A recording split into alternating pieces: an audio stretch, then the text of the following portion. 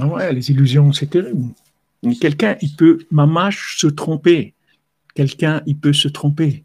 Mais complètement dans ce monde-là. Complètement. Quelqu'un, il peut passer à côté. Il est sûr que c'est vrai et c'est faux. Comme les gens des cartes, là, ils te bougent les cartes, tu vois la carte, tu es sûr qu'elle est là. Tu peux mettre 100 euros, 200 parce que tu l'as vu. Et quand il la retourne, il a été plus vite que ce que tu as vu, elle peut attraper. Donc tu t'es trompé, c'est tout. Dans la vie, c'est comme ça. Ben, on dit quoi, l'imagination, elle est tellement forte. Tout ça, ça vient de la diminution de la Lune. Tout ça, ça vient de diminution de la Lune. C'est pour ça, tellement un homme, il doit honorer sa femme. Il doit honorer sa femme. Il doit faire briller sa femme. Parce que dans sa femme, il y a la vérité absolue, pas relative.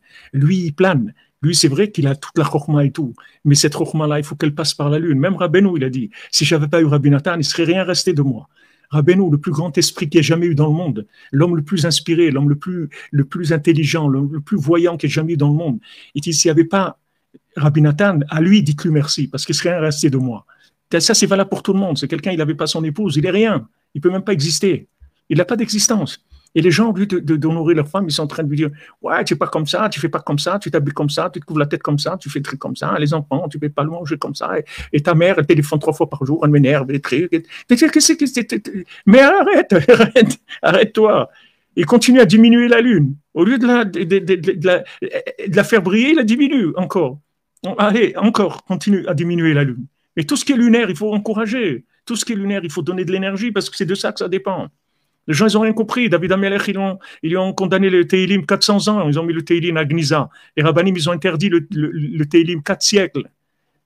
4 siècles. Ils ont dit, mais c'est quoi ces trucs-là, ces chants-là, les trucs, ils ont dit 4 siècles.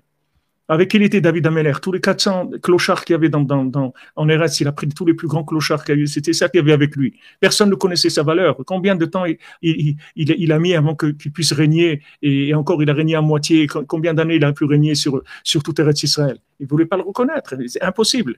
La Lune, tout le monde veut écraser la Lune. Tout le monde. Tout le monde. Parce qu'elle a été diminuée. Au lieu de la remonter, il la diminue. Alors Rabbeinu, il vient et te dit, tu vois, ces gens-là, que le monde il a diminué, eh ben c'est ceux-là les meilleurs que je prends. Va au Man maintenant, tu vas voir les plus grands nuls qu'il y a sur la terre, tu vas les trouver là-bas. Des lunes, mais alors vraiment ils sont dans la lune, mais complètement dans la lune. Ils vivent complètement dans la lune. Et c'est ceux-là qui travaillent, c'est ceux que Rabbeinu il a amené chez lui, il les garde à côté de lui. C'est ça qu'il veut à côté de lui, des gens comme ça. Et tu les vois, comment ils sont Tsioun, comment ils aiment Rabbeinu, comment ils se couchent là-bas. Contre le Tsioun, ils restent des heures là, couchés à côté du Kever de Rabbeinu, comme ça, avec tellement d'amour, tellement de reconnaissance. C'est ça que Rabbeinu il veut. Rabbeinu il prend les plus grands nuls, il dit c'est là-bas, c'est chez eux que ça va se passer. Ne cherchez pas ceux qui sont au haut de l'affiche, cherchez là-bas. Cherchez là-bas, c'est là où ça se trouve. Donc il faut avoir le réflexe inverse. Il faut tout le temps aller remonter ceux qui sont brisés, ceux qui sont cassés, parce que c'est là où ça se trouve. Pourquoi Hachem il fait prévaloir la prière du pauvre? Pourquoi on dit que la prière du pauvre, elle est jamais rejetée? Et qu'est-ce qu'il amène, le pauvre? Il amène une petite poignée de farine, il n'a rien du tout. Un riche, il amène un bœuf de 2 tonnes. Lui, il amène une petite poignée de farine, il n'a rien. Et pourtant, Hachem, il prend sa prière plus que la prière de tout le monde. Pourquoi? Parce qu'il est pauvre. Comme il est pauvre, ça y est, les masques, ils sont tombés. Un pauvre, il a enlevé tout le masque, c'est fini. Il reconnaît, je suis pauvre. Un Baal Tshuva, c'est la même chose. Il dit, mes amis, je me suis planté. Voilà. Je me suis planté dans ma vie, c'est tout. Sachez-le, que je me suis trompé. C'est tout. Ça y est. Mais à partir de maintenant, c'est fini. J'écouterai que Rabbi Nachman, Rabbi Nathan, c'est tout. Et les autres, j'écouterai plus personne, c'est fini. Tous, ils m'ont roulé, je me suis fait avoir. Tous ils m'ont dit, ouais, tu vas arriver, tu vas réussir à HEC, tu vas voir ça, tu vas voir. L'autre, il m'a dit, tu vas devenir un grand rabbin. L'autre, il a dit, tu vas devenir un grand, je sais pas quoi. Et tous, c'est des grands. Il n'y a personne qui va dire, tu vas devenir un petit va-nu-pied. Non, c'est que des grands. Tous les projets, c'est des grands, c'est tout. Tu vas devenir grand, tu vas devenir un grand ça, un grand truc, que les grands. Mais c'est dommage, c'est pas là-bas que ça se passe. C'est pas là-bas, c'est pas les grands qui vont emmener la Géoula. Au contraire, le Baal Shem Tov, il pleurait. Et il dit, je vois les grands qu'il va y avoir à l'époque du Mashiach, c'est eux qui vont empêcher le Mashiach de venir. C'est ces grands-là, tous ceux qui sont les grands. Et les petits qui sont là à la traîne, en train d'essayer, tous les gens les méprisent. Ah, c'est quoi ça?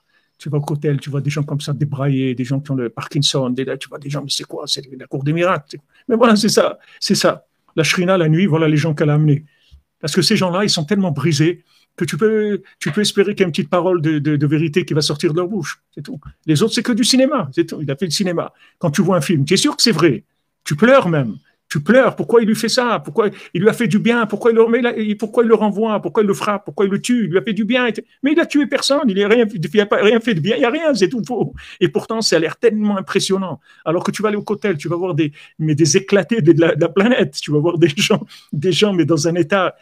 Tu vas la nuit, tu vas voir des gens dans un état terrible. Ben, ces gens-là, hein, des épaves, ouais. Mais c'est pas Hollywood. C'est fini Hollywood. Des gens, ils sont sortis d'Hollywood, mais ils sont pas beaux, les gens qui sortent d'Hollywood. Parce que s'ils étaient beaux, ils auraient été pris déjà par Hollywood.